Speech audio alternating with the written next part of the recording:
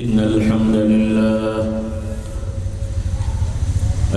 لله نحمده ونستعينه ونستغفره ونؤمن به ونتوكل عليه ونعوذ بالله من شرور أنفسنا ومن سيئات أعمالنا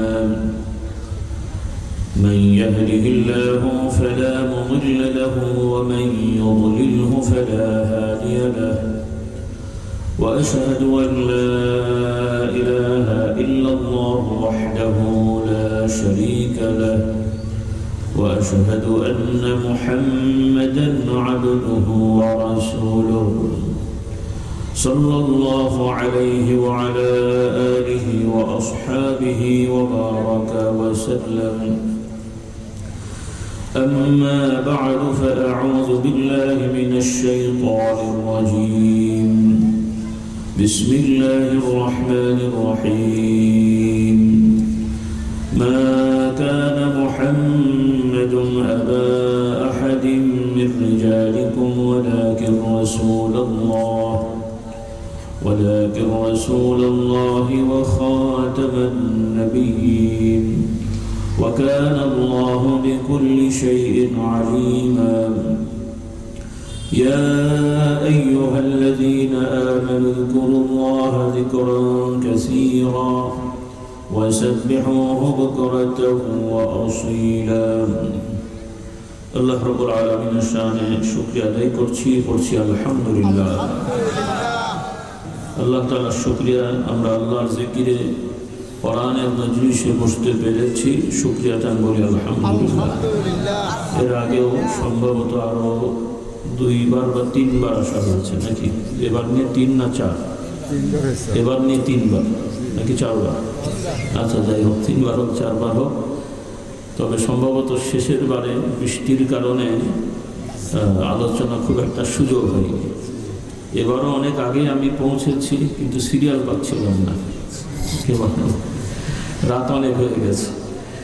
বেশি কথা বলে আপনাদেরকে বিরক্ত করব না। আর আপনারা মাশাআল্লাহ দেখেই বোঝা যাচ্ছে ওয়াজ শোনা মানুষ, দিনের পথে আছেন, যে যেভাবেই হোক দিনের মধ্যে আছেন, বলি আলহামদুলিল্লাহ।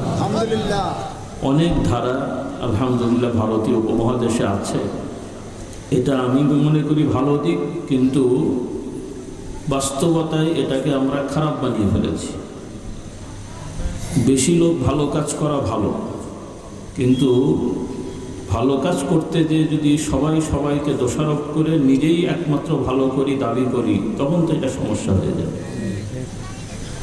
তো আমাদের সমস্যাটা তো হয়েছে এখানেই, টুপিওয়ালারাই টুপি নিয়ে ঝগড়া করছে, খালি মাথায় কোনো ঝামেলা নেই। কি বল, যারা খালি মাথায় আছে তাদের ঝগড়া নেই। 3 জন টুপিওয়ালা একজন আরেকজনের দিকে তাকায়, ওর টুপি আমার মতো হয়নি, ও বলে আমার মতো হয় নাই। নামাজিরা একে অপরকে জাহান্নামে পাঠাচ্ছে, তার মানে বেনামাজেরা এইসব জান্নাতে নাকি? ভাব সব এরকম না, ভাবটা তো এরকম। আল্লাহ তাআলা আমাদের সবাইকে হেদায়েত দান করুন। আল্লাহ তাআলার সাহায্য চাচ্ছি, যে কথাগুলো আমাদের সবার জন্য দুনিয়া আখিরাতে কল্যাণে আসবে, এমন কিছু বিষয় আলোচনা করার, কথা বলার তৌফিক আল্লাহ তাআলা দান করুন, বলুন আল্লাহুম্মা আমিন। আমাদের অনেক বিষয় আলহামদুলিল্লাহ জানা আছে, আবার অনেক বিষয় জানা নেই। অনেক জিনিস জানি কিন্তু মানি না, আর অনেক বিষয় জানিই না, তো মানার তো সুযোগ নেই। তো আমরা যা জানি সঠিকভাবে আল্লাহ তাআলা আমাদেরকে সেগুলো মানার তৌফিক দেন, যেগুলো জানা হয়নি আল্লাহ তাআলা আমাদেরকে জানার তৌফিক দান করুন। এই যে আয়োজনগুলো আজকে 2 দিন ব্যাপী না, মাশাআল্লাহ 3 দিন ব্যাপী আয়োজিত, এখানে লেখা হয়েছে ইসালে সওয়াব মাহফিল ও হিজবুল্লাহ সম্মেলন।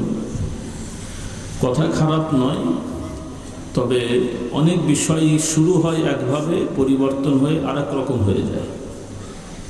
সেটা কিছু কিছু ক্ষেত্রে বৈধতাও থাকে, আবার কিছু ক্ষেত্রে সেটা পরিবর্তন হয়ে অবৈধ হয়ে যায়। যেমন পৃথিবীর বর্তমানে বহু ধর্ম আছে, কিন্তু প্রকৃতপক্ষে ধর্ম আল্লাহর পক্ষ থেকে নির্ধারিত কয়টা? কটা? হ্যাঁ, না অনেকগুলো। লক্ষের উপরে নবী ছিলেন, লক্ষাধিক নবী আল্লাহ তাআলা দুনিয়ার বুকে মানুষের মধ্যে প্রেরণ করেছিলেন। লক্ষ নবী থাকলেও সকল নবীর দিন ধর্ম কয়টা? একটা।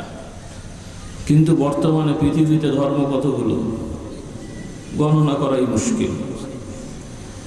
এই সব ধর্মগুলো মূল দিন থেকে পরিবর্তন হয়ে এই ধরনের আকৃতি চলে এসেছে।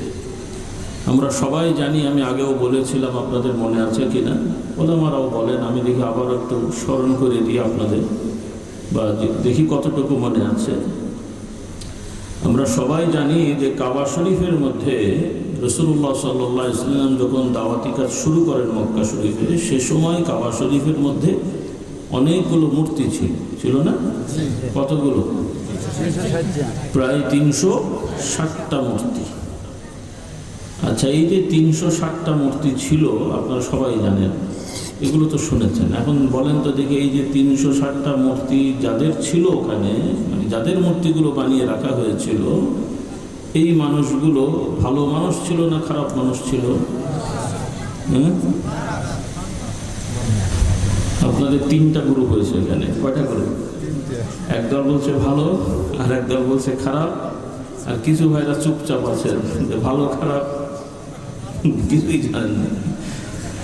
আপনারা তাফসিরুল কোরআনের দেশের মানুষ, বহু ওলামারা তাফসির করেন। এত তাফসির শোনার পরেও যদি এই ছোট জিনিসটাই ভুলে যান, তাহলে আর কি বুঝলেন? এই মূল জায়গাগুলো যদি আমাদের স্পষ্ট না থাকে, তাহলে তো আপনি ইসলামের মধ্যে থাকতে পারবেন না। আল্লাহ আমাদেরকে বুঝদান করুন। যাই হোক, সময় যেহেতু কম, আমি আর আনুষঙ্গিক কথা বলছি না, সহজ বিষয়। মূর্তি বানানো খারাপ, এটা আমাদের শরীয়তে এটা হারাম করা হয়েছে।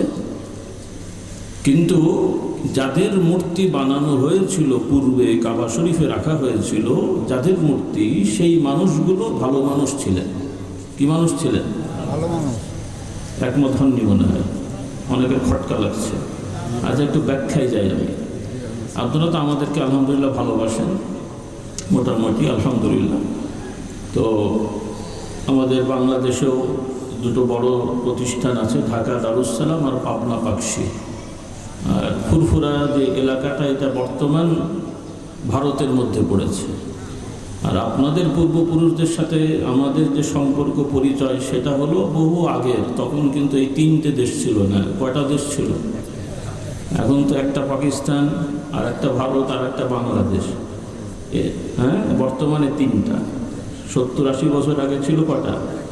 2টা, ভারত আর পাকিস্তান, পূর্ব পাকিস্তান, পশ্চিম পাকিস্তান। আর 100 বছর আগে ছিল একটা।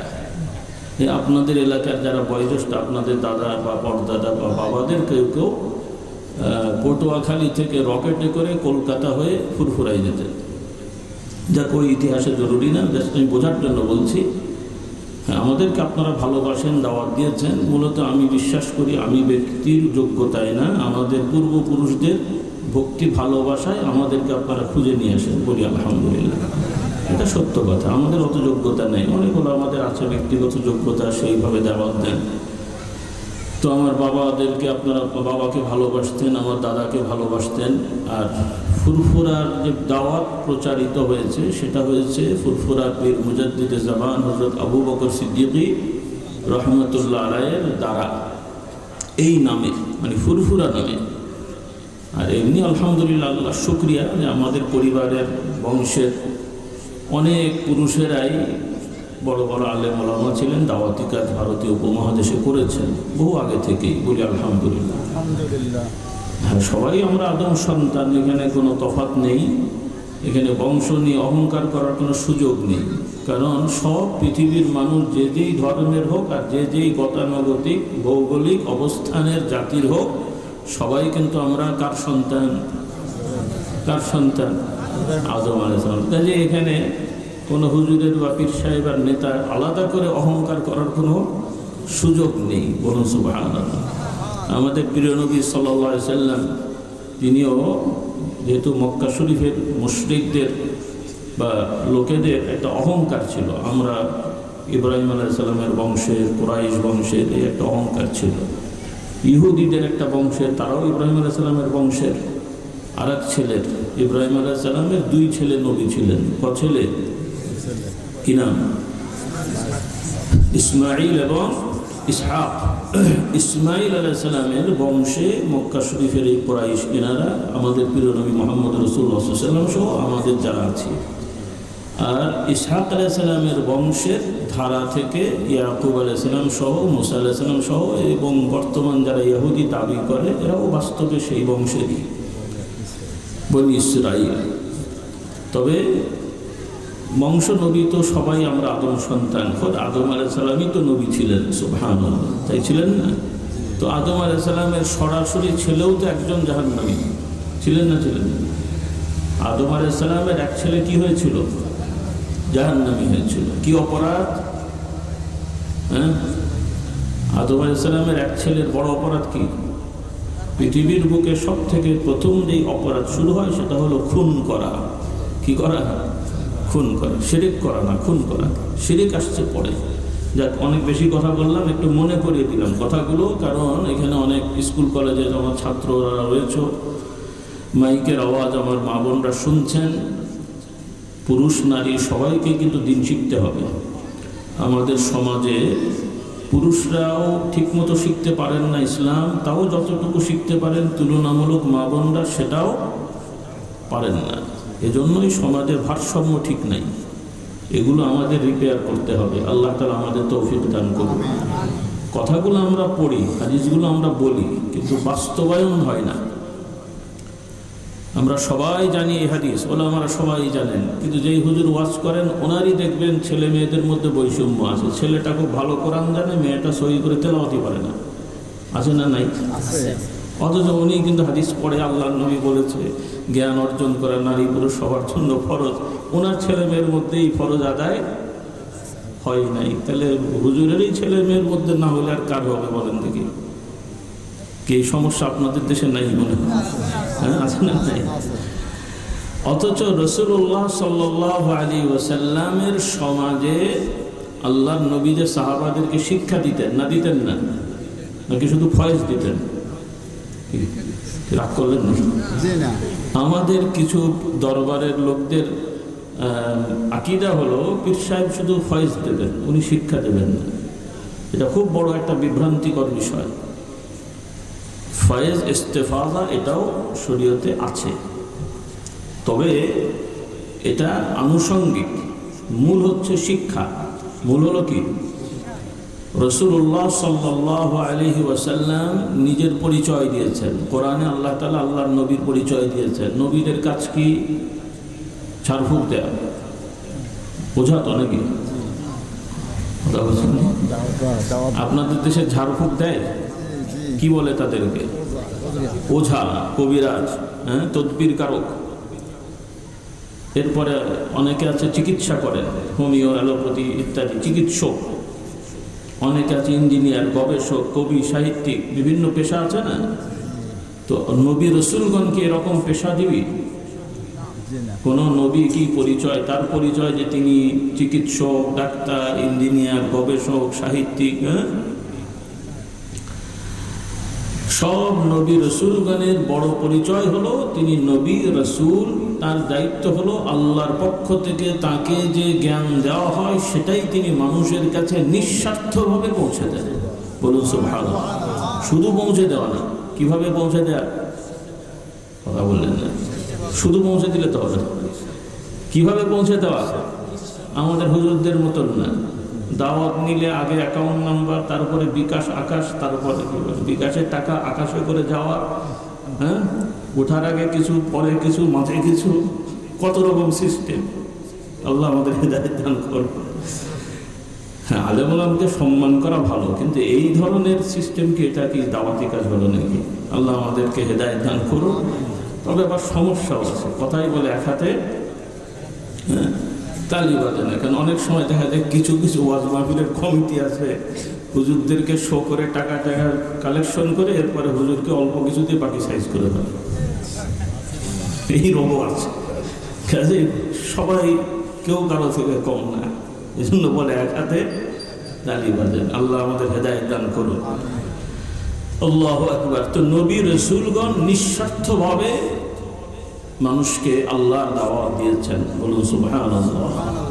তো আমরাও যারা নবী রাসূলগণের, বিশেষ করে আমাদের নবীর উত্তরসূরি আমরা হতে চাই, আমাদেরকেও নিঃস্বার্থভাবে দাওয়াতি কাজ করার চেষ্টা করতে হবে। রাজি আছি ইনশাআল্লাহ? আল্লাহ তাআলা তৌফিক দান করুন। তো রাসূলুল্লাহ সাল্লাল্লাহু আলাইহি ওয়াসাল্লাম নিজের পরিচয় দেন কোরআনেও। আল্লাহ তাআলা আল্লাহর নবীর পরিচয় দিয়ে বলেন নবীর দায়িত্ব কি। আল্লাহ তাআলা বলেন ইউআল্লিমুকুমুল কিতাবা ওয়াল হিকমাহ ওয়া ইউযাক্কিকুম। আল্লাহ তাআলা বলেন নবীর দায়িত্ব হলো তোমাদেরকে তিনি কিতাব শিক্ষা দেবেন, জ্ঞান শিক্ষা দেবেন, প্রজ্ঞা শিক্ষা দেবেন এবং তোমাদেরকে পরিশুদ্ধ করবেন। সুবহানাল্লাহ। এবং আল্লাহর নবী নিজের ভাষায় নিজের পরিচয় দিয়ে বলেন বুইস্তু মুআল্লিমান, আমাকে শিক্ষক করে প্রেরিত করা হয়েছে। আল্লাহ তাআলা আমাকে নবুয়ত দিয়েছেন শিক্ষক হিসেবে, যে আমি তোমাদেরকে শিক্ষা দান করব। তাহলে সব নবী রাসূলগণ এই গতানুগতিক পেশাদার শিক্ষক না হলেও তাদের সম্মান হলো তারা শিক্ষক, বলুন সুবহানাল্লাহ, শিক্ষা দেন। তাহলে নবীদের ওয়ারিস কি হবেন? তারাও তো নবীদের মতোই কাজ করবেন নাকি বলেন? তবে এর পাশাপাশি কিছু কাজ তারা করেছেন, আল্লাহ তাআলা করিয়েছেন। সেটা হলো মানুষের কল্যাণে যা যা করা, ঝাড়ফুঁক দেয়া, এটাও ইসলামে একটা কি বলে অনুমোদিত এবং স্বীকৃত বিধান। মানুষের উপকারে যেমন বস্তু দিয়ে চিকিৎসা করা, সেইভাবে আল্লাহর সাহায্য চেয়ে গায়বীভাবে জিকির আজকারের মাধ্যমে দোয়া করে, যেটাকে আরবিতে বলা হয় রুকিয়া, যেটা আমাদের ভাষায় তদবির বলি আমরা। এটা আরবি শব্দ কিন্তু তদবির বলা হয়, তদবির বলে, ঝাড়ফুঁক বলে যেটাকে বাংলায়। হ্যাঁ, এই ঝাড়ফুঁকটাও কিন্তু কোরআন হাদিস দ্বারা প্রমাণিত। এটাকে কিন্তু অনেকেই একটু বাঁকা চোখে দেখে। ইদানিং বহু মাদ্রাসায় পড়ো আলেম ওলামা এগুলোকে বাঁকা চোখে দেখেন। কিছু লোকেরা এগুলোকে অপব্যবহার করে, সেটা ভুল, সেটা তাদের ভুল। কিন্তু কিছু লোকেরা একটা ভালো কাজকে অপব্যবহার করলে তার মানে কি ওটা খারাপ হয়ে গেল? আবার মাদ্রাসায় কিছু শিক্ষকরা নকল সাপ্লাই দেয়, আপনাদের দেশে দেয় না মনে হয়। তো এই জন্য কি সব মাদ্রাসা খারাপ না সব শিক্ষক খারাপ?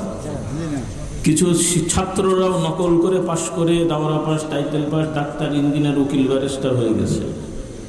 তার মানে কি সবাই খারাপ? হ্যাঁ, কিছু লোকেরা ঝাড়ফুঁকের নামে কিছু শয়তানি করে, আপনাদের দেশেও আছে, পুরুষের মধ্যেও আছে, নারীদের মধ্যেও আছে। আপনারা কথাটা মনে করিয়ে দেন। আমি কিন্তু বলতে চাচ্ছিলাম মক্কার কিসের কথা, মূর্তির কথা, ওটা আমি যাব, কিন্তু এই কথাগুলো আসলে একটু বলে দিই, কারণ এই সমস্যাগুলো অনেক আছে। আপনাদের সমাজে কিছু তদবির কারক, ঝাড়ফুঁক দেয় ওঝা, তারা কিন্তু প্রকৃতপক্ষে ঝাড়ফুঁক দেয় না, ওঝা নয়, তারা জাদুকর। এরা কি জাদুকর? আর সব জাদুকরদের ঈমান হারা হয়ে গেছে। যত লোক জাদু করে তারা যদি তওবা না করে সে কাফের হয়ে মারা যাবে। কারণ জাদু করতে হলে অবশ্যই তাকে কুফরি কাজ করতে হয়। কি কাজ করতে হয়? একটা কমন থিওরি আপনারা বুঝে রাখেন। সে লোক নামাজ পড়লেও কাফের, রোজা রাখলেও কাফের, বড় জামা গায়ে দিলেও কাফের, বড় দাড়ি থাকলেও কাফের, যতক্ষণ সে জাদু করে। অনেকে হয়তো মন খারাপ করবেন যে এত বড় কথা কেন। হয়তো সে নিজেও জানে না যে সে কি কুফরি করে, কারণ সে যে আরবিতে হোক বা অন্য ভাষায় যে মন্ত্রগুলো পড়ে বা তার ভাষায় যে দোয়া দরুদ পড়ে জাদুর জন্যে, জাদুটা কি আরেকজনের ক্ষতি করার জন্য যা করা হয়। অমুকের নাম মায়ের নাম সহ লিখে দেয় না, টাকা দেয়, এরপরে ওরা তাকে ক্ষতি করা, মানা, এই কাজগুলো আপনাদের দেশে নাই মনে হয়। হ্যাঁ, বিয়াতকে দেওয়া, ব্রেন নষ্ট করা, এই করা সেই করা, মেয়েদের মধ্যেও আছে, ছেলেদের মধ্যেও আছে যারা এই কাজগুলো করেছেন এবং যারা এগুলো করাতে চান। অনেক পরিবারে এই সমস্যা আছে, ভাই ভাই গন্ডগোল, ভাই বোনে গন্ডগোল, পাশের বাড়ির সাথে গন্ডগোল, ওই জাদুকরদের কাছে যায়, অমুকের সাথেই আপনি একটা কিছু করে দেন, ও যেন ঢালা হয়ে যায়। এই রেওয়াজ আছে না নেই? তাহলে যারা এই কাজগুলো নেয় যে হ্যাঁ আমি করে দিচ্ছি, তারা তওবা না করলে সে কাফের হয়ে মারা যাবে। যদি এখানে কেউ থাকেন তওবা করে ফেলেন। যদি এই পেশা আপনার হয়ে থাকে পেশা পাল্টে ফেলেন, না হলে কিন্তু ঈমান নিয়ে কবরে যেতে পারবেন না। যতই নামাজ রোজা করেন, যত বড় পীর সাহেবের মুরিদ হন, ঈমান নিয়ে কবরে যাওয়া যাবে না। আল্লাহ এদের হেদায়েত দান করুন। আর যারা এগুলো করাতে চেয়েছেন আর একজনের ক্ষতির জন্য, পরিবারে হোক আর একজনের হোক, আপনারা তওবা করেন, না হলে কিন্তু কিয়ামতের ময়দানে ওদের কাছে আসামি হয়ে যাবেন, যত বড়ই নামাজি হন আর রোজাদার হন। কারণ অন্য কোনো সৃষ্টির ক্ষতি করার অপরাধ নামাজ রোজা দিয়ে আল্লাহ তাআলা স্বাভাবিকভাবে ক্ষমা করেন না। নাউযুবিল্লাহ। আল্লাহ তাআলা আমাদের হেদায়েত দান করুন। কাজেই জাদু টোনা হারাম এবং শিরিক করাও হারাম, শিরিক এবং কাউকে দিয়ে করানো হারাম, এবং কোনো কোনো ক্ষেত্রে শিরিকের পর্যায়ে চলে যায়। পক্ষান্তরে আল্লাহ তাআলার কালাম দিয়ে, আল্লাহর সাহায্য চেয়ে, আল্লাহ তাআলার নামের ওসিলা দিয়ে ঝাড়ফুঁক দেওয়া, পানি টানি পড়ে দেওয়া, প্রয়োজন হলে, এটা মতভেদী মাসলা। কিছু কাগজে লিখে গলায় হাতে দেয়া, এটা মতভেদ আছে। তারপরও ইমার্জেন্সি হিসেবে, জরুরি হিসেবে দেওয়া যাবে বলে অনেক ওলামারা বলেছেন। অনেকে এটাকে পছন্দ করেননি বা শিরিক বলেছেন। তবে আমরা মনে করি যে একটা রাস্তা থাকা দরকার বা আছে। তবে এটা খুবই সংকীর্ণ বিষয়। সহজভাবে বুঝি, আল্লাহ তাআলা বিধান দিয়েছেন স্বাভাবিকভাবে পানি ব্যবহার করে অজু গোসল করে পবিত্র হতে হয়। এটাই তো স্বাভাবিক নিয়ম না? কিন্তু অসুবিধা হয়ে গেল, পানি নাই, অথবা অসুস্থ রোগী, পানি ব্যবহার করলে রোগ বেড়ে যাবে, তখন কি করা হয়? তায়াম্মুম করলে। কিন্তু অসুস্থতা রোগের কারণে বা পানি না পাওয়ার কারণে বা থাকলেও খাওয়ার প্রয়োজনের কারণে আপনি তায়াম্মুম করতে পারেন। কিন্তু সব ঠিক আছে যদি তায়াম্মুম করেন, হ্যাঁ, তাহলে অনেকটা আমার কাছে মনে হয় যারা মোটামুটি সূরা ফাতিহা, ইখলাস, ফালাক, নাস কিছু আল্লাহর নাম পারেন, আপনাদের জন্য গলায় হাতে কোনো কিছু ঝোলানোর দরকার নেই। বলি আলহামদুলিল্লাহ। রাগ করলে মনে হয়? হ্যাঁ, যারা অন্তত সূরা ফাতিহা জানেন, আপনাদের কোনো কিছু ঝোলাঝুলির দরকার নেই। বলি আলহামদুলিল্লাহ। আমাদের কাছে আসে তো তদবিরের জন্য, তাবিজের জন্য, অনেকে গণহারে দেন। তো আমরা এটা পছন্দ করি না। আগে ইন্টারভিউ নিই, রিমান্ড নিই। কি নিই? হ্যাঁ, রিমান্ড। রিমান্ড আমার শুনতেই মনে হয় যে বিশাল ব্যাপার। আসলে রিমান্ড শব্দটা খুব জটিল না, কিন্তু এটাকে খারাপভাবে ব্যবহার করা হয়েছে। রিমান্ড হলো জিজ্ঞাসাবাদ করা, কৌশল করে বিভিন্নভাবে জিজ্ঞাসাবাদ করে। মারধরের নাম কিন্তু রিমান্ড না, হ্যাঁ, ওইটা হলো টর্চার। কিন্তু বর্তমান রিমান্ড মানে টর্চার। কোনো আইনে, ইসলামে তো নাই, পৃথিবীর কোনো আইনে অপর আসামিকে টর্চার করা, নির্যাতন করার অধিকার কাউকে দেওয়া হয় নাই। কিন্তু বর্তমানে এগুলো অঘোষিত বৈধ, বা অঘোষিত কেন, ঘোষিত বৈধ। হ্যাঁ, সুস্থ মানুষ থানায় গেলে এবার ঠ্যাং করা চলে আসছে, বলে আমরা কিচ্ছু করিনি, গায়ে হাওয়া বাতাস করেছে নাকি, এত বেশি বাতাস করেছে যে এমনি পা নষ্ট হয়ে গেছে। হাই রে মুসলমানের বাচ্চা, এরা আবার মুসলমানের বাচ্চা, এরা বলে আবার মুসলমানের বাচ্চা। কবরে যা বুঝতে পারবি কি হয়, কবরে যা তারপরে বুঝতে পারবি কি হয়। এই যে মানুষগুলোর প্রতি অবিচার করা হয়েছে, যত বড়ই নামাজি রোজাদার হও আর রিটায়ার করে যত বড়ই দাড়ি রাখো আর যত বড়ই জামা গায়ে দাও, কিয়ামতের ময়দানে ছাড় পাবে না। কিয়ামতের ময়দানে ছাড় পাবে না। হাফ ডজন কেন, ফুল ডজন কেন, কাবা শরীফের ছাদে মরলেও ঝাড় করতে পারবে না। বান্দার হক বড় কঠিন। আইনের লোক মানি যা ইচ্ছা তাই করার অধিকার কারো নাই। কিসের আইন দেখাচ্ছ তোমরা? পৃথিবীর কোনো আইনেই অবিচার করার বৈধতা নেই, ইসলামে তো নাই। আন্তর্জাতিক যে আইন বলে যে একটা কথা আছে, ল বলে যে একটা কথা আছে, কোনো আইন লতেই কোনো অপরাধীকে নির্যাতন করার অধিকার নেই। অপরাধ করেছে শাস্তি হবে, বড় জোর মৃত্যুদণ্ড হবে, কিন্তু তাও নির্যাতন করা বুঝতে পারেননি। বলে মৃত্যুদণ্ড দিল, নির্যাতন আর মৃত্যুদণ্ড তো এক জিনিস না। নির্যাতন করার মৃত্যুদণ্ড দেয়া এক জিনিস না। ইসলামেও মৃত্যুদণ্ড আছে এবং বেশি আছে অন্যান্য প্রচলিত আইনের তুলনায়। এর আবার মানবাধিকার দেখায়। তো আপনি মানবাধিকার দেখিয়ে যদি অপরাধীকে শাস্তি ঠিক মতো না দেন তো সমাজ থেকে কি অপরাধ যাবে? হ্যাঁ, মানবাধিকার দেখিয়ে অপরাধীদেরকে আত্মসমর্পণের সুযোগ দিয়ে বড় বড় খুনিদেরকে ব্যারিস্টার সাহেবেরা ফেরেশতা বানিয়ে রিলিজ করে নিয়ে আসলেন। বলেন এভাবে চলতে থাকলে অপরাধ বাড়বে না কমবে? বাড়বে না কমবে? এটাও শিখে নেন যারা আপনারা মুসলমান, আমার যুবকেরা স্কুল কলেজে পড়ছো, ভবিষ্যতে তোমরা হয়তো বিভিন্ন পেশাজীবী হবে। আইনের দোহাই দিয়ে ফাঁক ফোকর দিয়ে যদি আমি নিশ্চিত জানি, আর উকিল সাহেবরা তো স্বাভাবিক মক্কেল কি করে সেটা জানতেই হয়। কোনো অ্যাডভোকেট, উকিল, ব্যারিস্টার যদি আপনি জানতে পারেন আপনার কাছে যে লোকটা গেছে সে খুনি, ধর্ষক বা ডাকাত, চোর, তাহলে তার পক্ষে সাফাই গাওয়া হারাম। বলেন কি? রাগ করলেন মনে হয়, মশলা পছন্দ হয়নি। হ্যাঁ, যে অপরাধী আপনি নিশ্চিত জেনেছেন যে এই লোকটা খুন করেছে, এখন আপনার কাছে এসে খুন তো ভাই করে ফেলেছে, এখন আমাকে মক্কায় পাঠিয়ে দেন, কি বলেন? কারণ ব্যারিস্টার সাহেব বলবে মহামান্য আদালত এই লোক তো ওই সময় তাওয়াফ করছিল, খুন করলো কোথেকে? কোর্টে যে পাসপোর্ট আসবে, বুঝলেন না এই কথা? আল্লাহ এদের হেদায়েত দান করো। কবিরা গুনাহ, হারাম। কারণ আপনি যদি আপনার সহযোগিতায় যদি একটা অপরাধী শাস্তি না পেয়ে বের হয়ে এসে আবার অপরাধ করে অথবা অপরাধ নাও করে, তাহলে আপনি আরেকজনের অধিকার নষ্ট করলেন। কিয়ামতের ময়দানে এইটার জন্য আসামি হতে হবে ব্যারিস্টার সাহেব। কিয়ামতের ময়দানে এটার জন্য উকিল সাহেব আসামি হতে হবে। কিয়ামতের ময়দানে বিচারকও যদি জেনে শুনে এই কাজটা করে থাকেন বান্ডিলের সাক্ষীতে, কিসের সাক্ষীতে? বান্ডিলের সাক্ষীতে। দাড়ি থাকুক আর টোপ্পা থাকুক, আপনাকেও আল্লাহর দরবারে আসামি হতে হবে। আপনি মনে করেন না যে সুপ্রিম কোর্টের বিচারক মানে চূড়ান্ত বিচারক, আপনি আপনার পরেও বিচারক আছেন। আহকামুল হাকিমিন, বলুন সুবহানাল্লাহ। এই বিশ্বাসগুলো মানুষের মধ্যে ঢুকাতে হবে। এই রকম বিশ্বাসী বিচারক, প্রশাসক না হলে হুজুরদের ঝাড়ফুঁকে বাবা শান্তি আসবে না। কি রাগ করলেন নাকি? আল্লাহ আমাদের হেদায়েত দান করুন।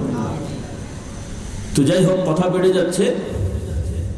তো আল্লাহর সাহায্য চেয়ে, আল্লাহ তাআলার সাহায্য চেয়ে ঝাড়ফুঁক করা, সেখানেও এটাকে পেশা না বানানোই ভালো। তারপরে মানুষ যদি হাদিয়া দেয় সেটা বৈধ, কিন্তু আল্লাহর জন্যে মানুষের উপকার করবেন, পানিতে ফু দিয়ে দেবেন, ঝাড়ফুঁক করে দেবেন, সূরা কেরাত শিখিয়ে দেবেন, এটা ভালো কাজ, সম্মানিত কাজ। এটাকে খাটো করে দেখবেন না। নবীগণ যে কাজ করতেন সম্মানিত না খাটো? সম্মানিত না খাটো? কারণ আজকাল দাওরা পাস, টাইটেল পাস, মুক্তি হওয়ার পরে এগুলোকে তারা ছোট মনে করে। আমি মুফতি সাহেব ঝাড়ফুঁক দিতে যাবো কেন? তো তুমি কি নবীর থেকেও বড় হয়ে গেছো নাকি? হ্যাঁ, রাসূলুল্লাহ সাল্লাল্লাহু আলাইহি সাল্লামের কাছে সাহাবী গেছেন, ইয়া রাসূলুল্লাহ, আলীর কথা আমি বলেছিলাম আগে, কে বলতে পারবে দেখি, মনে আছে আপনাদের? রাসূলুল্লাহ দরবারে হযরত আলী গেলেন।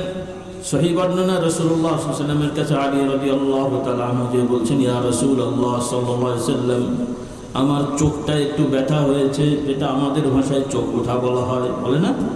খুলে টুলে যায় গেল। ইয়া রাসূলুল্লাহ, চোখটা সমস্যা করছে, আমাকে একটু ঝাড়ফুঁক করে দেন। রাসূলুল্লাহ সাল্লাল্লাহু আলাইহি সাল্লাম নিজের মুখ থেকে একটু থুতু মুবারক নিয়ে তার চোখে লাগিয়ে দিয়েছেন, হাতটা আঙ্গুলটা বুলিয়ে দিয়েছেন। হযরত আলী বলেন, আল্লাহর নবীর চোখের থুতু আমার, আল্লাহর নবীর মুখের থুতু আমার চোখে লাগার পরে আমার চোখটা আগে যেমন সুস্থ ছিল তাৎক্ষণিকভাবে সেভাবে আল্লাহ তাআলা সুস্থ করে দিয়েছেন। সবার বিশ্বাস হয়নি? কলেজের ছাত্রগুলোর হয়নি। আলেম দাখিল পরে এগুলো ঠিক মতো হচ্ছে না। এগুলো বিশ্বাস করলে আপনি ইমানদার হয়েছেন। চোখে দেখলে তো একটা নাস্তিকও বিশ্বাস করে। ইউমিনুনা বিল গায়বি ওয়া ইউকিমুনাস সালাহ, কোরআন এবং হাদিসের দ্বারা তথা আল্লাহর নবী থেকে প্রমাণিত গায়বী বিষয় যেগুলো গতানুগতিক যুক্তিতে না খাটলেও আমাদেরকে বিশ্বাস করতে হবে, এতে কোনো সন্দেহ নেই। ইদানিং বহু লোক ইসলামের পক্ষে কাজ করে কিন্তু এই বিষয়গুলো তার বিশ্বাস নেই, তার ইমানই হয়নি, তারপর কি ইসলামের কাজ করে? রাগ করলেন আমার কথা? আমি বলছি ইসলামের জন্য কাজ করছি, তো আপনার তো ইমানই এখন ঠিক হয় নাই, তাহলে কি ইসলাম হবে আপনাকে? যে অজু ছাড়া নামাজ হয়? আপনাদের দেশে হয় মানে হবে না, মানে এত কষ্ট করে করলেন, ফেরেশতাদেরকে বলতে হবে যে অর্ধেক সব দিতেই হবে। অজু করে 2 রাকাত পড়লে 100 নম্বর, আর অজু ছাড়া করলে 50। যুক্তি তো তাই, হ্যাঁ যুক্তি তাই না? একজন লোক অজু শুধু সুন্দর করে অজু করে নামাজ পড়লো, তাতে 100 পাবে, আর একজন অজু ছাড়া পড়লো মিনিমাম কত? 50 হওয়া উচিত। যুক্তিতে তো হওয়া উচিত নাকি বলেন? সব হবে না, উল্টো কি হবে? উল্টো অপরাধ হবে, বরং দৃষ্টতা দেখিয়ে করলে ওর ঈমান নষ্ট হবে, তওবা না করলে ঈমান হারা হয়ে মারা যাবে। কারণ আল্লাহ বলছেন, হুকুম দিয়েছেন সালাত আদায় করলে পবিত্রতা অর্জন করো, আর সে বদমাইশটা আল্লাহর হুকুমে দৃষ্টতা দেখেছে যে আমি পবিত্রতা ছাড়াই নামাজ পড়বো, ঈমান নষ্ট হয়েছে, তওবা না করলে ঈমান হারা হয়ে কবরে যাবে। বলুন নাউযুবিল্লাহ। আরে ভাই, ইসলামটা শেখেন। শুধু রাস্তাঘাটে স্লোগান দিলে আর চিল্লালে বাবা ইসলাম হয় না। আগে ঈমান আকীদাটাকে শুদ্ধ করেন, এর সাথে কাজ করেন। আলহামদুলিল্লাহ, মানুষ মাত্র ভুল ভ্রান্তি হয়, ভুলকে স্বীকার করেন, কিন্তু ভুল করে উল্টো আরো ভুল নয়, ভুলটাকে শুদ্ধ করার চেষ্টা করবেন। আকীদায় গন্ডগোল, সেটাকেও আবার শুদ্ধ করার চেষ্টা করবেন, আবার গায়ের জোরে ইসলাম কায়েম করবেন। কেমন করে হয় ভাই? এই জায়গাগুলো আমাদের মেরামত করতে হবে। রাজি আছি ইনশাআল্লাহ? খুব ভালো করে কথাগুলো খেয়াল করেন। এখানে অনেক গণ্যমান্য ভাইরা আছেন, আপনাদেরকে বিষয়গুলো বুঝতে হবে। ইসলাম কারো বাপদাদার আলাদা অ্যাসেট না, কোনো দলের আলাদা ব্যক্তিগত সম্পদ না, যে আমার একটা দল হয়েছে আমি একা করবো আর কাউকে করতে দেবো না। ইসলাম তাই? খুব ভালো করে খেয়াল করেন। কোনো দরবার কাবা শরীফ, মক্কা শরীফ না, কোনো দরবারের হুজুর বর্তমানে কি বলে নবী রাসূল না। ওইভাবে কোনো রাজনৈতিক দল, ইসলামের নামে অনেক দল এখন হয়ে গেছে, কোনো ইসলামের নামে রাজনীতি দলই একমাত্র ইসলাম না। এগুলো সামাজিকভাবে এক একজন কাজ করার চেষ্টা করছেন। আপনি দাওয়াত দেবেন, ভাই আমি চেষ্টা করছি, আমার সাথে থেকেন, আসলে আসবে, না আসলে তার ইখতিয়ার আছে, কিন্তু আপনার দলের না হলে সে মুসলমান হয় নাই। এই বিশ্বাস যদি আপনার অন্তরে থাকে, তাহলে এখন থেকে তওবা করেন, নাহলে আপনার ঈমান নষ্ট হয়ে গেছে। কথাগুলো বোঝেন? দল শুধু না, পীর সাহেবের ক্ষেত্রেও আপনি যদি এক দরবারের মুরিদ হন, আপনার ভালো লেগেছে হুজুরকে, আপনি মুরিদ হয়েছেন, কিন্তু আপনার হুজুরের যে মুরিদ হয় না সে মুসলমান না যদি মনে করেন, তাহলে আপনার ঈমান নষ্ট হয়ে গেছে। কারণ আপনার পীর সাহেব তার এই জমানার নবী না যে তাকেই মানতে হবে সবাইকে। এই জমানার কোন কোন পীর সাহেব নবী? কথা বল, কোন কোন পীর সাহেব নবী? আপনাদের দেশের কোন কোন দরবার কাবা শরীফ, যে হুজুরের ওখানে যে মসজিদ তওয়াফ করলে কাবা তওয়াফ করা হয়? বরং মক্কা শরীফ, মদিনা শরীফ, বাইতুল মুকাদ্দাস শরীফ বাদে অন্য কোনো দরবারের মসজিদে আলাদা সওয়াবের আশা করে যাওয়াটাও হারাম। মশলা বোঝেননি মনে হয়? আবার উল্টো বুঝেন না যে হুজুর বলেছে দরবারে যাওয়া হারাম, আমি তাই বললাম না। দরবারে যাওয়া হারাম না, বরং দরবারের ওয়াজ মাহফিলে ওয়াজ শুনতে যাবেন, হুজুরের কাছে যে একটু বসে সোহবতে থেকে নসিহত শুনতে যাবেন, আল্লাহ তাআলার রহমতের ফেরেশতারা আপনার জন্য গালিচা বিছিয়ে দেবেন ইনশাআল্লাহ।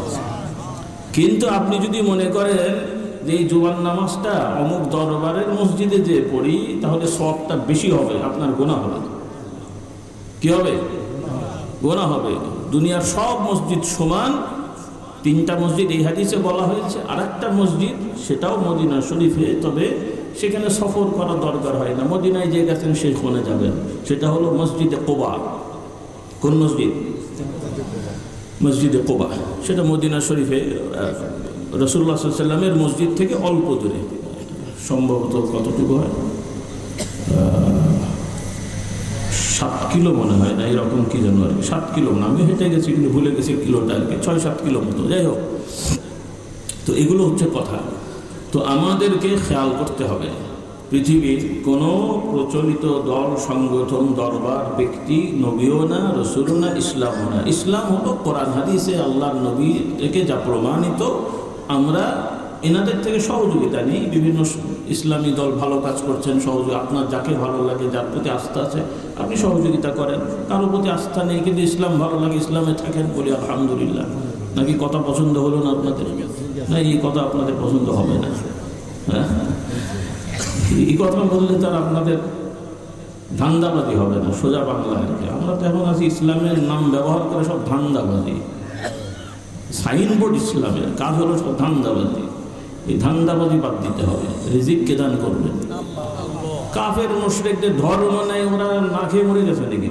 তো আপনাকে ধর্ম বিক্রি করতে হবে কেন? হ্যাঁ,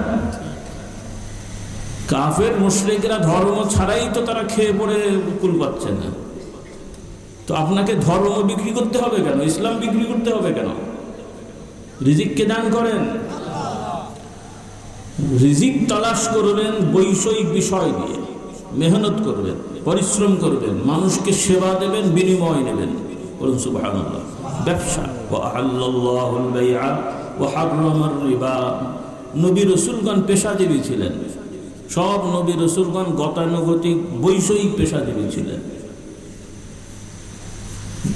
রাসূলুল্লাহ সাল্লাল্লাহু আলাইহি ওয়াসাল্লাম নবুয়তি দাওয়াতি দায়িত্ব পাওয়ার আগে রাসূলুল্লাহ সাল্লাল্লাহু আলাইহি ওয়াসাল্লাম সহ সব নবীরাই জন্মগত নবী। বলুন সুবহানাল্লাহ। জন্মগত নবী হিসেবে আল্লাহ তাআলা তাদের নির্ধারণ করেছেন, কিন্তু দুনিয়ায় আসার পরে একটা বয়সে তাদেরকে আল্লাহ তাআলা হুকুম দিয়েছেন দাওয়াতি কাজের। এই জিনিসটা আমাদের বুঝতে হবে, এটা অনেকে গুলিয়ে ফেলে।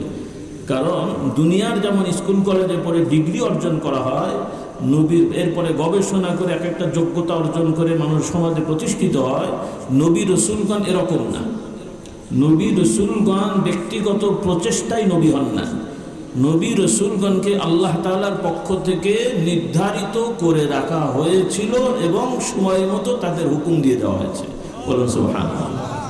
কথাটা বোঝা গেছে? হ্যাঁ, এই জন্য আমাদের আকীদা বিশ্বাস হবে স্পষ্ট যে সব নবী রাসূলগণ জন্ম থেকে মৃত্যু পর্যন্ত সকল ধরনের অন্যায় অপরাধ থেকে মুক্ত ছিলেন। আলহামদুলিল্লাহ বলেন না? কি মাঝে মাঝে কিছু উল্টো পাল্টা হয়ে গেছে? হ্যাঁ হ্যাঁ, আপনাদের সাবধান করি, কারণ আমাদের মধ্যে অনেক ভাইরা কোরআন হাদিস চর্চা করতে যে অনেক বেখেয়ালি ভুল কথা বলে ফেলেছেন, লিখে ফেলেছেন, সেগুলো সমাজে প্রচলিত হয়ে গেছে এবং ওগুলো থেকে আবার অনেকে সরতে চান না। এটা খুব বড় সমস্যা।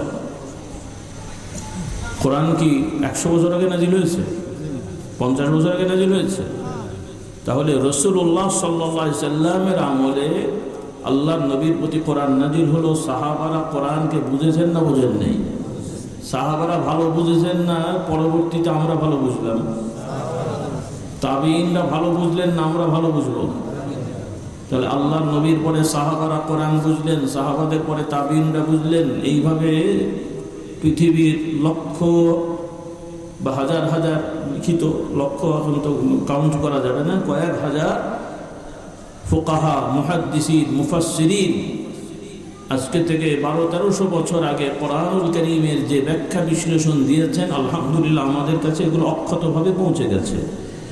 তাদের ব্যাখ্যা বিশ্লেষণের বাইরে, তাদের ব্যাখ্যা বিশ্লেষণের সাথে সাংঘর্ষিক নতুন কোনো ব্যাখ্যা বিশ্লেষণ যত বড়ই বর্তমান জমানার স্কলার দেবে, এটা বিভ্রান্ত। একমত? কথা মাথায় ঢুকছে? সবার ঢুকছে না আমি জানি, কিন্তু যার ঢুকছে অন্তত বলে যাই। কারণ আপনারা এখন নতুন নতুন হুজুরদের নিয়ে খুশি, আর সেই হুজুর এটা ভালো বললে তো আমার কোনো আপত্তি ছিল না। এখন নতুন নতুন হুজুর এসে, ওনারা এখন এসে হযরত ওমরের ভুল ধরে, ওসমানের ভুল ধরে, আলীর ভুল ধরে। কি বলেন? ওসমান ভুল করে, আলী ভুল করে, আর এই হুজুরের ভুল হয় নাই। আর যে বাচ্চারা সই করে তেলাওয়াত পারে না। কি বুঝলেন? আমি আপনাদেরকে বলছি অমুক অমুক ভুল করেছে, আমার নিজেরই পড়া ভুল। কি বুঝলেন? আর আপনারাও আবার সেই সমস্ত হুজুরদেরকে অনেক বড় মাথার তাজ বানিয়ে তাদেরকে মাননীয় বানিয়ে ফেলেন। আর মানাবেন না কেন? যে লোকেরা ন্যাংটা বাবার পেছনে ঘুরতে পারে, তো তাও একটা হুজুর। রুচি, আপনাদের একটা রুচি থাকা উচিত যে কাদের কথা নেবেন। শুধু ইউটিউবে আর ফেসবুকে কোটি কোটি ভিউয়ার হলেই বড় হুজুর হয়ে যায়? আচ্ছা, শয়তানকে চেনে না কে আছে? শয়তানকে কে চেনে না? হ্যাঁ, তার মানে খুব বড় হুজুর তো নাকি? তাহলে ভাইরাল হলো, মানুষ চিনলেই কি মনে করলেন বড় কিছু হয়ে গেছে নাকি? আল্লাহ আমাদেরকে সঠিক বুঝদান করুন।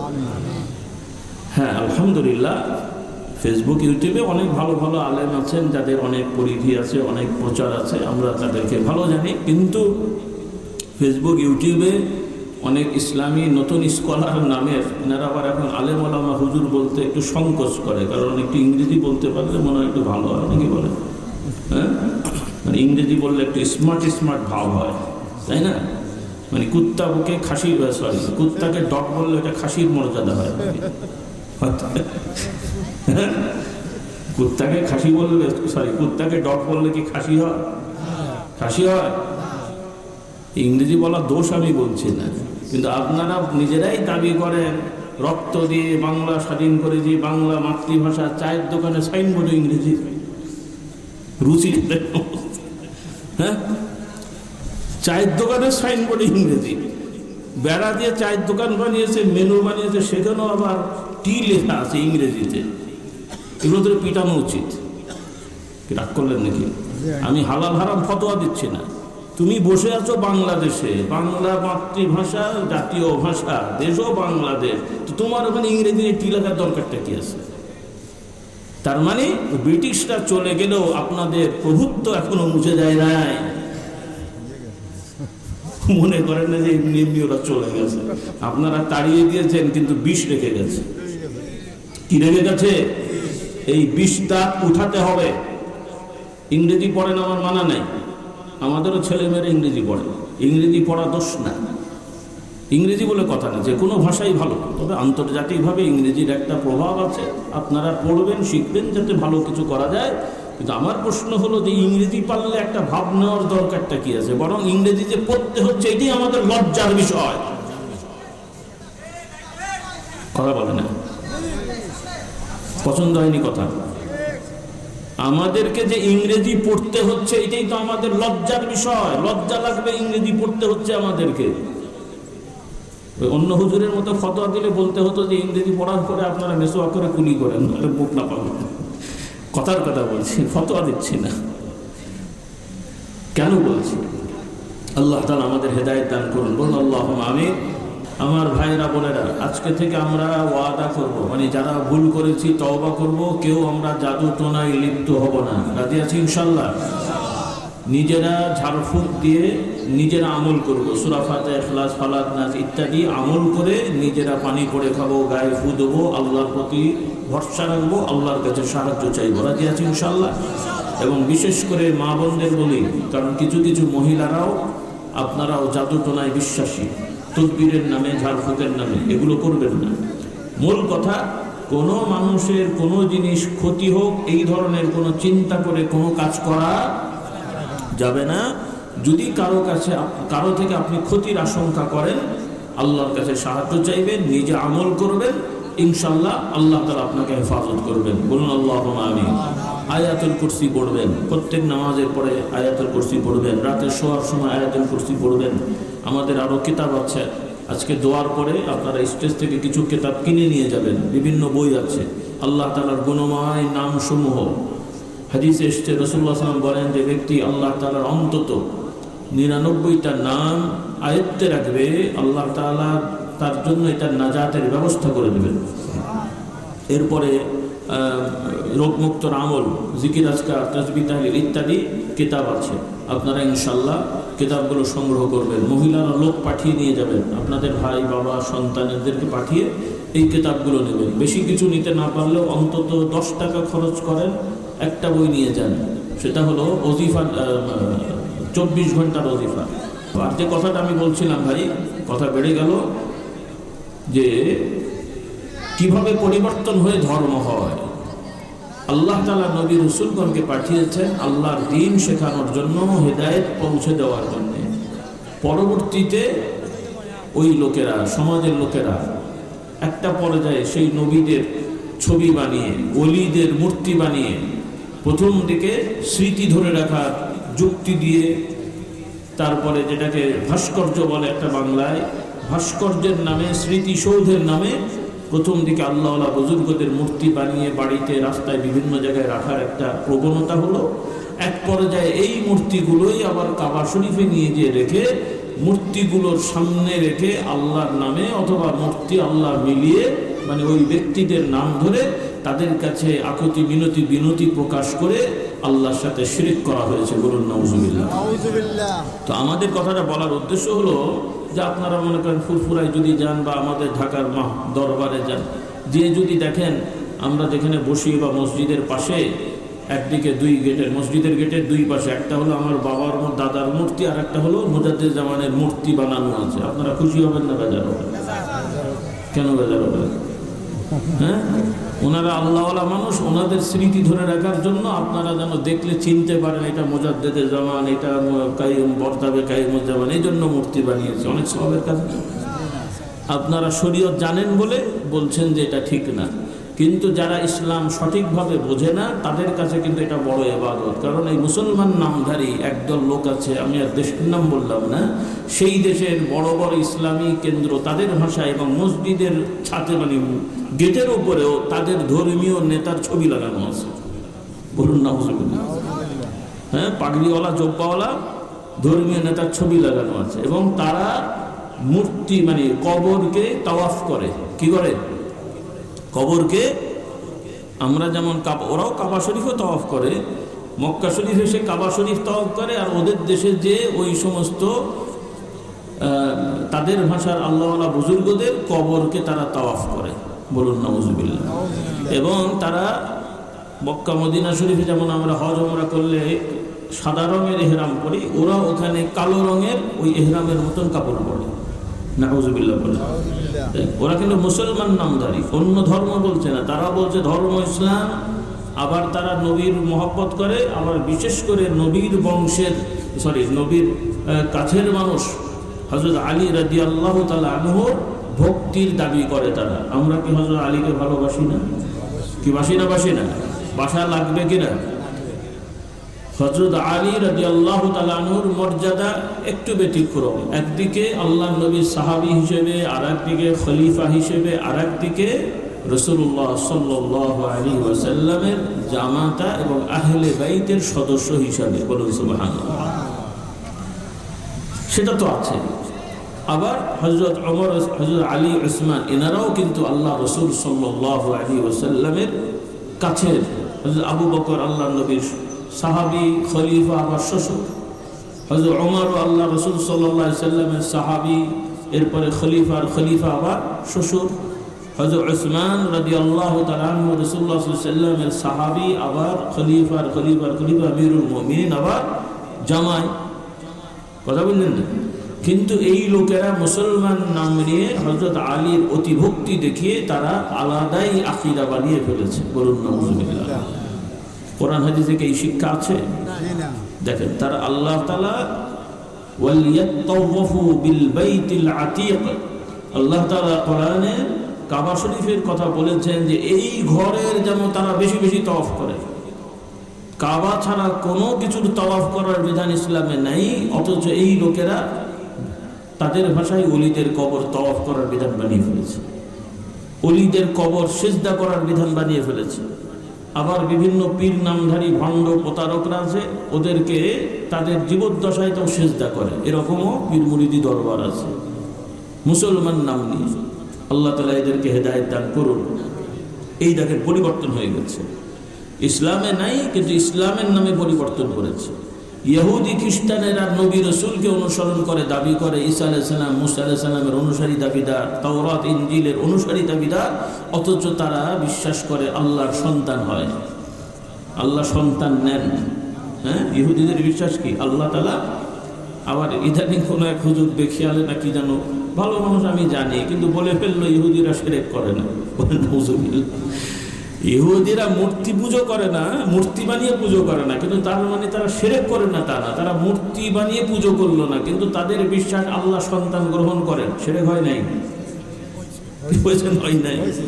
মূর্তি বানিয়ে পূজা করলো না, কিন্তু দাউদ আলাইহিস সালামের, সুলাইমান আলাইহিস সালামের কবরে যে সিজদা করলো, শিরক হয় নাই? হ্যাঁ, এগুলো কি বলবো বলেন? অনেক আলেমরাও দেখি বেশিকালে কথা বলে ফেলে। সতর্ক হতে হবে। আমরাও ভুল করি না তা না, হয়তো ভুল হয়, আপনারা মনে করিয়ে দেবেন। রাগ করছেন? আর কথা বাড়াবো নাকি? না, দরকার নেই বাড়ানো, রাত অনেক হয়ে গেছে।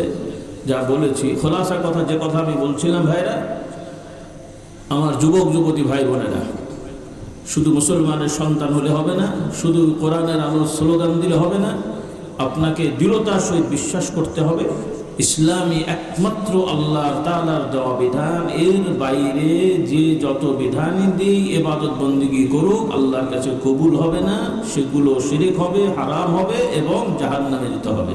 বলুন নাউযুবিল্লাহ। এবং বিশেষ করে বাংলাদেশ শতকরা 90 কাছাকাছি, 90-এর কম বেশি হবে, একটু 90 ধরলাম, 100 জনের মধ্যে 90 জন মুসলমানের সন্তানের দেশ। মুসলমান আপনারা, বিভিন্ন রাজনৈতিক দল আপনাদের সমাজে হয়ে গেছে বিভিন্নভাবে। তো আমাদের অনুরোধ, আমরা আপনাদের দেশের বা কোনো দেশেরই দায়িত্বশীল যারা ফুরফুরা দরবারের, আমরা আলহামদুলিল্লাহ কেউ কেউ ইদানিং রাজনীতি করছেন ভারতে, সেটা তার ব্যক্তিগত বিষয়, কিন্তু দরবারের দায়িত্বে আমরা দলীয় কোনো রাজনীতি কোনো দেশেই করি না। দলীয় রাজনীতি করার দরকারও আমরা বিশ্বাস করি না, তবে হারাম বলছি না, কারো ইচ্ছা হয় করেন, কিন্তু দলীয় রাজনীতি করেন না করেন ওইটা বড় বিষয় না। সমাজ পরিচালনার জন্য বিভিন্ন ক্ষেত্রে দায়িত্বশীল লাগবে না, লাগবে না? সেই দায়িত্বশীল কাদের বানাবেন? সেই ক্ষেত্রে আল্লাহর আইন আছে না নাই? দলীয় রাজনীতি এক জিনিস, আর দায়িত্বশীল নির্ধারণ করার সেটা এক জিনিস।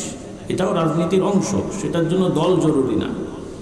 রাজনীতিটা দল না, মূল রাজনীতি বলতে যা বোঝায়, আরবিতে সিয়াসাত বোঝায় যে সমাজের বিভিন্ন প্রয়োজনীয় দায়িত্বের ক্ষেত্রে ভালো ভালো যোগ্য লোককে দায়িত্বে বসানোর চিন্তা ফিকির করাকে রাজনীতি বলে। কিন্তু বর্তমান সমাজে রাজনীতির নামে যা চলছে ভাই, এগুলো রাজনীতির নামে চলছে, কিন্তু কাজগুলো হলো শয়তানি। রাগ করছেন? একটু খোলামেলাই বলি আর কি, হ্যাঁ, অন্য অনেকে বলার একটা সাহস পাবে না। আলহামদুলিল্লাহ কিছুটা সাহস আছে, যেহেতু আমরা বুঝি, যাই বলি আপনারা মারধর দেবেন না, কি বলে, কি বলেন? অনেক হুজুর মাশাআল্লাহ মাফ করুক, বেচারারা কথা বলে স্টেজেই মারধর খেতে হয়। তো আলহামদুলিল্লাহ ওই দিক থেকে কিছুটা হলেও নিরাপদ। হ্যাঁ, কি বলেন? আপনারা ভালোবাসেন, ভক্তি করেন। প্রশ্ন হলো, এই রাজনীতির নামে যা চলছে এগুলো রাজনীতি না, এগুলোকে রাজনীতি বলে না, এগুলো শয়তানি বাঁদরামি হচ্ছে। আমার আহ্বান, যদি কেউ রাজনীতি করতে চান তাহলে নিয়ম মোতাবেক রাজনীতি করেন, নিয়ম মোতাবেক রাজনীতি করেন, আর ভালো মানুষকে দায়িত্ব দেওয়ার চেষ্টা করেন। এটা আমাদের ইমানি দায়িত্ব, এটা কোনো রাজনৈতিক বিষয় না। এটা আমার ইমানি দায়িত্ব যে আমার সমাজে একটা ভালো মানুষ দায়িত্ব পাবে, আমি সেটার পক্ষে থাকবো না। উল্টোটা থাকবেন? কি রাগ করলেন মনে হয়? হ্যাঁ, আপনার সমাজের একজন বিড়িখোর মসজিদের ইমাম বানাবেন? একটা লোক দাড়িওয়ালা টুপে সব ঠিক আছে, কিন্তু গোপনে দেখে ফেলেছেন যে সে লোকটা বিড়ি খায়, সিগারেট খায়, ইমাম রাখবেন আপনারা? কি সমস্যা? তো ও খায়, আপনার সমস্যাটাই। তার নামাজ সে পড়বে, তার তেলাওয়াত ঠিক আছে, আপনি পড়ে চলে আসবেন। ও বিড়ি খায় না কি গাঁজা খায়, আপনার দেখা দরকার আছে না নেই? তাহলে ওইভাবে আপনার নামাজের ইমামটা যেমন সৎ হতে হবে, সমাজের দায়িত্বশীলটাও ওই রকম সৎ হওয়ার চেষ্টা করতে হবে। কি রাজি আছে ইনশাল্লাহ? নাকি কথাটা মনে করছেন মঙ্গল গ্রহের কথা? হ্যাঁ, আপনাদের থিওরি হচ্ছে পীর সাহেব হতে হবে ফেরেশতার মতো, না নেতা হতে হবে দুনিয়ার শয়তানের একটা বড় ডিগ্রি হবে নাকি? দু চারটে খুনের অভিজ্ঞতা না থাকলে কি আর সমাজে কাজ করা যায়? এগুলো তো অভিজ্ঞতা নাকি? এগুলো অভিজ্ঞতা না? খুন করা, চুরি করা, ডাকাতি করা, এগুলো হচ্ছে রাজনৈতিক অভিজ্ঞতা, তাই না? এইরকম অভিজ্ঞতা সম্পন্ন লোককে সমাজে বসালে সমাজ শান্তিতে থাকবে। তো আপনাদের মুরগি পাহারা দেওয়ার জন্যে, মুরগি আছে না বাড়িতে অনেকের, আপনারা বিদেশি বড় বড় শিয়াল নিয়ে এসে রেখে দিয়ে বসে যে মুরগিগুলো পাহারা দেন, বিদেশি শিয়াল, কে বলেন? তো শিয়াল মার্কা মানুষ দিয়ে সমাজ পাহারা হয়? এই কমন সেন্সটা যদি না থাকে ভাই, কি মানুষ আপনার, আমরা তো মাথায় ঢোকে না। বড় অবাক লাগে বিভিন্ন জায়গায় যে অনেক দলের বিভিন্ন লোকের কথা শুনে অবাক লাগে যে বেচারাদের কি মাথা মুন্ড নাই নাকি? এই দুষ্ট ফাজিলগুলোকে কেন দায়িত্ব দেয়, আমার তো মাথায় ঢোকে না। বাংলাদেশে কোটি কোটি মানুষ, 2-1 লাখ মানুষ কি ভালো মানুষ নাই? কথা বলে আছে 18 কোটি মানুষ নাকি? 9 কোটি প্রায় ভোটার। তো 9 কোটি ভোটার, 18 কোটি মানুষ, 2-1 লাখ কি ভালো মানুষ নাই আপনাদের? তাহলে এই শয়তানগুলো আসে কোত্থেকে আপনাদের? কি বিপদ! আল্লাহ আমাদের হেদায়েত দান করুন। সব দলের ভাইদের বলি, আপনারা যে যেই দল করেন ইমান নষ্ট করেন না, যে যেই দল করেন ইমান নষ্ট করেন না। কারণ এই দেশে কি ফতোয়া দেবেন রে ভাই? হ্যাঁ, অনেক সময় অনেক কথা জিজ্ঞেস করে, হুজুর এতে কি ইমান যায় কিনা, এই কথায় যায় কিনা, এই কথায় হয় কিনা। তো আমি অনেক সময় মানে বলতে হয় বাধ্য হয়ে, মানুষের যে অবস্থা, তখন কথা একটা প্রবাদ আছে, পাগলে কিনা বলে ছাগলে। কি ফতোয়া দেবেন? বিয়ে করতে যে তালাক বলে চলে আসছে, গেছে বিয়ে করতে বলে কিনা তালাক দিয়েছে, হলো কথা। মানে কোথায় কি বলতে হয় সেটাও জানে না, ওই কথায় কি আর ফতোয়া হয়? তাহলে দেখতে ফতোয়া হয় কখন? একটা লোক বোঝা যাচ্ছে যে বুঝে শুনে কথাটা বলে, ওইটার উপরে ফতোয়া হয়। আর যে লোক কি বলে নিজেও জানে না, নিজেও বোঝে না, তো কি ফতোয়া দেবেন? এই জন্য একটা কথা আছে, এটা বলে আমি শেষ করছি। স্বাভাবিকভাবে এই ভারতীয় উপমহাদেশে, পশ্চিমবাংলা বা এই বাংলাদেশে বিয়ে পড়ানোর ক্ষেত্রে বলা হয় কলমা পড়ানো, বলে আপনাদের দেশে? হ্যাঁ, কিতাবাদিতে আলেম ওলামা আছে, বিয়ে পড়ানোকে কলমা পড়ানো, এরকম কি কোনো অধ্যায় বই পুস্তকে আছে? ওইটাকে বলা হয় আকদুন নিকাহ। ফিকার কিতাবে বা হাদিসের কিতাবে বলা হয়, বা কোরআনে আছে নিকাহ, ফানকিহুহুন্না, আকদ বলা হয় আরবিতে, কিন্তু কলমা পড়ানো বলা হয় না। তা আমরা ছাত্র জীবনে ইয়ার কি করতাম বা চিন্তা করতাম যে কোরআনে তো আকদের কথা আছে, নিকাহের কথা আছে, মানে বিয়ে পড়ানো। আকদ বলা হয় আরবিতে, মানে এতে আকদ এক ধরনের চুক্তি, আকদুন নিকাহ বলে। আকদ মানে চুক্তি, আর এই চুক্তি, বিবাহ একটা চুক্তি। এই যে ল আইনে বলে না, বিবাহ একটা কি চুক্তি, পুরুষ আর নারী একটা চুক্তিতে আবদ্ধ হচ্ছে, তো এটা হলো চুক্তি। কিন্তু প্রচলিত ভাষায় বলা হয় কলেমা পড়ানো। তা আমরা চিন্তা করতাম যে এই কথাটা এখানে ঢুকলো কেন? কলেমার সাথে তো এটা সম্পর্ক নেই। মুসলমান বিয়ে করবে, এখানে আবার কলেমা পড়ার কি আছে? বিয়ে পড়ানো ইজাব কবুল বলে না যে অমুকের মেয়েকে তোমাকে এত টাকা দেন মোহরে বিয়ে দেওয়া হলো, রাজি না খুশি বা কবুল করে, এই তো কথা। তো কলেমা আসলো কেন? তো আমি এটার ব্যাখ্যা দিতাম বা বলি আর কি, আসল কথা হলো যে এরা সব নামে মুসলমান, জীবনে নামাজ পড়ে না, পাক পবিত্র ঘোড়ার ডিম কিচ্ছু জানে না, এখন এসছে বিয়ে করতে। কাজী সাহেব তার বলতে পারে না মুখের উপরে তোরা মুসলমান না, বললে তো এটা জাননে টা না জানে। কৌশলে, যেহেতু মুসলমানের বাচ্চা বলে ইমান আকিদা কি আছে নাই, ও কৌশলে চিন্তা করে যা হোক যাই হোক, অন্তত এখন নতুন করে মুসলমান বানাই দিই, যে কালেমাটা পড়বে না।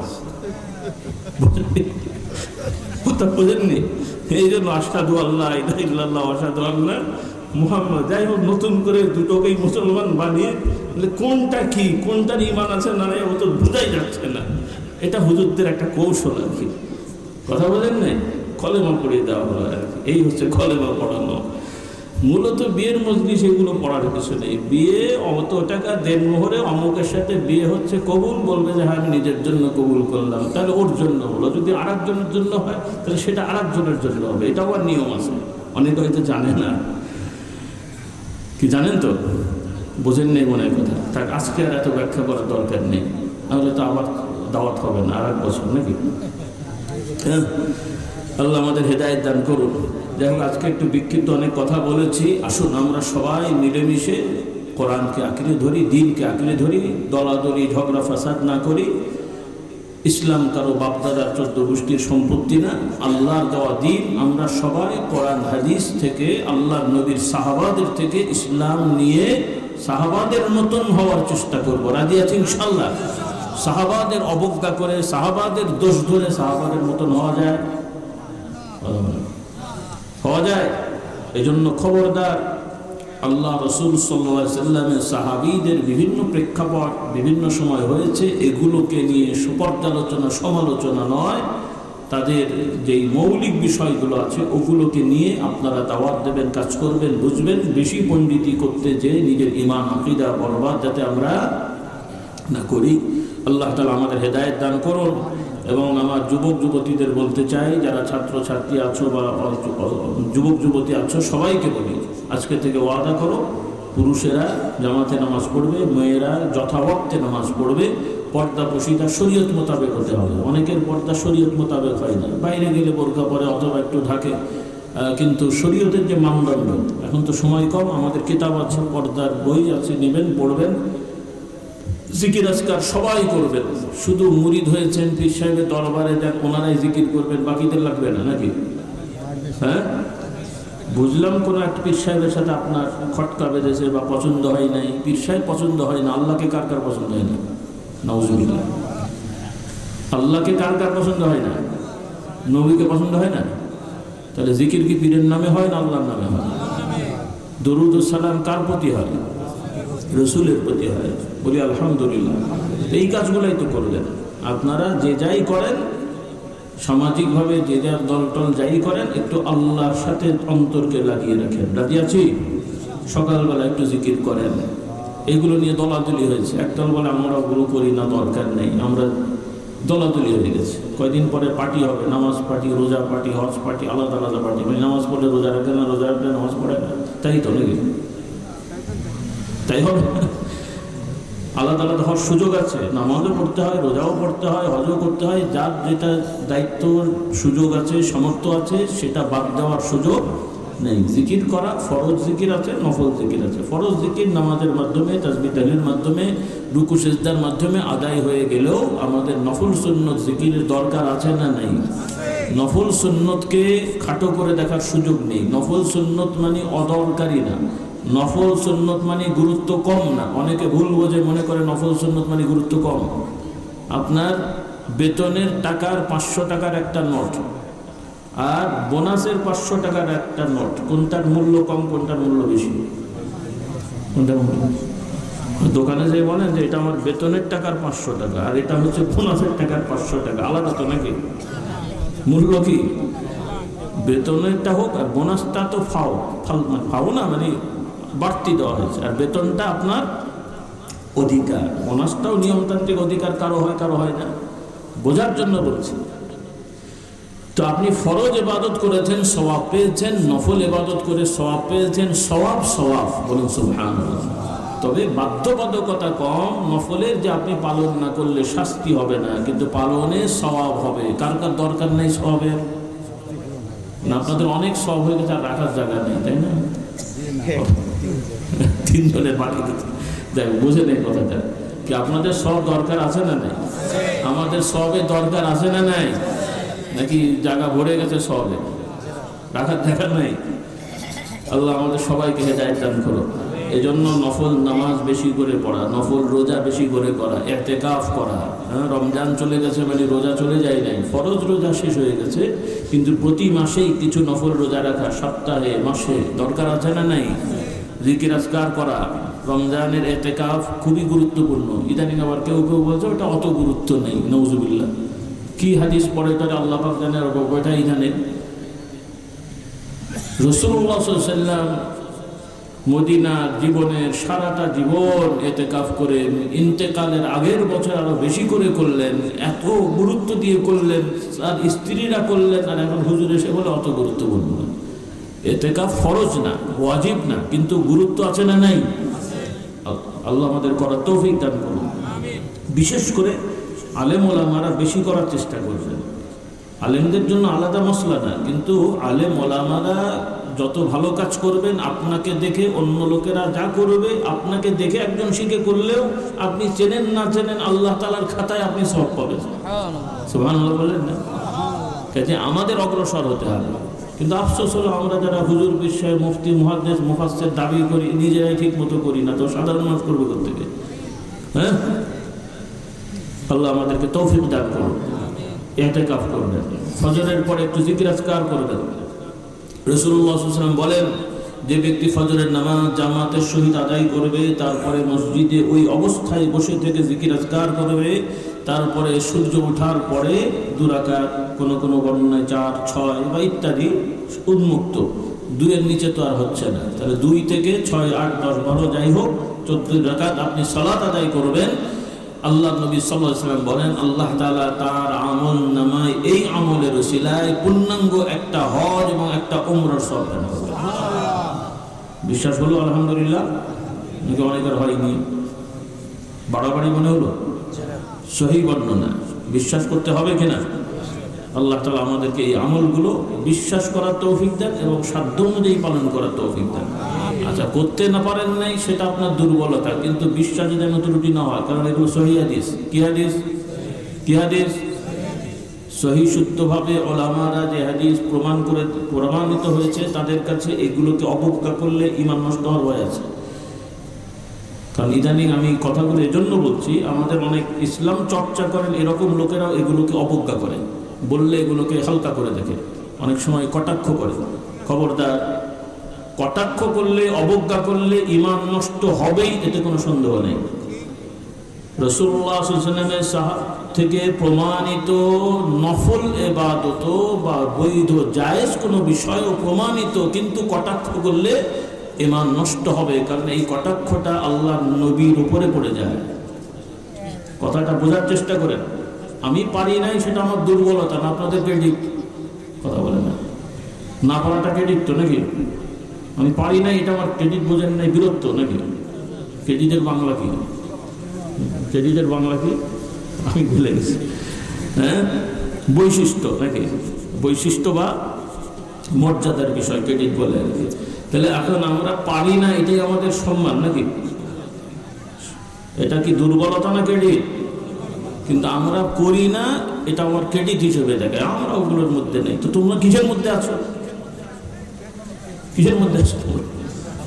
আমরা এই করবো সেই করবো, আমি আর কাউকে কটাক্ষ করছি না। তারা আবার অন্য কিছু থেকে আমরা এই করি সেই করি, কিচ্ছু করে না, কিছুই করে না, খামাখালি এই করি সেই করি, ওগুলো করি না। এগুলো খুব খারাপ জিনিস, এগুলো খুব খারাপ জিনিস। আপনারা যা পারেন তা করবেন, যা পারেন না করবেন না, কিন্তু নবী থেকে প্রমাণিত এমন কোনো বিষয়কে যেন আমরা অবজ্ঞা না করি। কথা স্পষ্ট? রাজি? আলহামদুলিল্লাহ। এগুলো আমাদের দায়িত্ব বলে গেলাম। আল্লাহ তাআলা দেখছেন, ওয়া মা আলাইনা ইল্লাল বালাগ।